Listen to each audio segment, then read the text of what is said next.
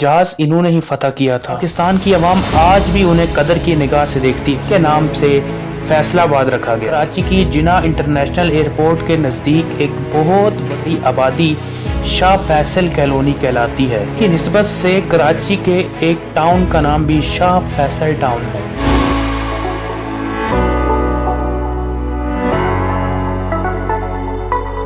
بسم اللہ الرحمن الرحیم۔ السلام علیکم ناظرین، ویڈیو میں آپ کو خوش آمدید کرتا ہوں۔ آج ہم بات کریں گے شاہ فیصل کی۔ شاہ فیصل اپریل 1905 میں پیدا ہوئے۔ ان کی والدہ کا نام طرف تھا۔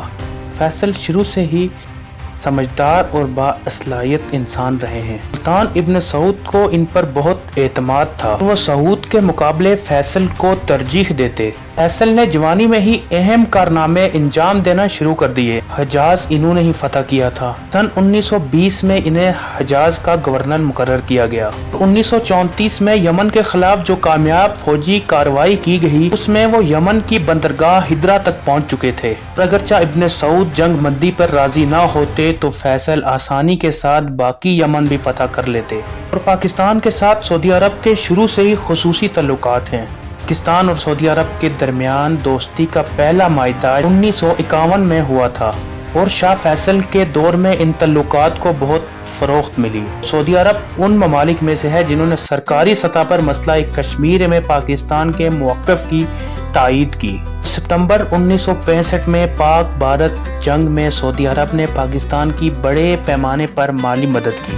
اپریل 1966 میں شاہ فیصل نے پہلی مرتبہ پاکستان کا دورہ کیا اور اس موقع پر اسلام آباد کی مرکزی جامع مسجد کے تمام تر اخراجات خود اٹھانے کا فیصلہ کیا، اور یہ مسجد آج بھی شاہ فیصل مسجد کے نام سے پوری دنیا میں جانی جاتی ہے۔ 1967 میں سعودی عرب اور پاکستان کے درمیان فوجی تعاون کا معاہدہ ہوا، اور جس کے تحت سعودی عرب کی بری، بحری اور فضائی افواج کی تربیت کا کام پاکستان کو سونپ دیا گیا۔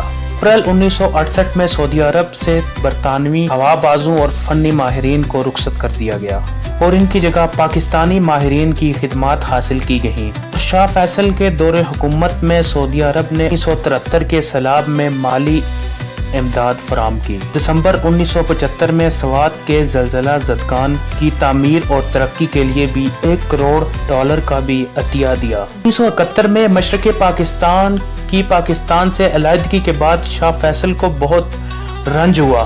انہوں نے پاکستان کے تسلیم کرنے کے باوجود بنگلہ دیش کو تسلیم نہیں کیا، اور پاکستان کی عوام آج بھی انہیں قدر کی نگاہ سے دیکھتی ہے۔ پاکستان کے صوبے پنجاب کے ایک بہت بڑے شہر لال پور کا نام بھی انہی کے نام سے فیصل آباد رکھا گیا، جبکہ پاکستان کی سب سے بڑی شاہراہ پاکستانی ہوائی قوت کی چھاونی شاہراہ فیصل کہلاتی ہے، جس کا نام انہی کے نام سے منسوب ہے۔ اس کے علاوہ کراچی کی جناح انٹرنیشنل ایئرپورٹ کے نزدیک ایک بہت بڑی آبادی شاہ فیصل کالونی کہلاتی ہے۔ اسی کی نسبت سے کراچی کے ایک ٹاؤن کا نام بھی شاہ فیصل ٹاؤن ہے۔ مارچ 1975 کو ان کے بھتیجے نے انہیں شاہی دربار میں گولی مار کر قتل کر دیا، اور شاہ فیصل کے بعد ان کے بھائی خالد بن عبدالعزیز تخت پر بیٹھے۔ اپنے میزبان کامر اقبال کو اجازت دیجیے۔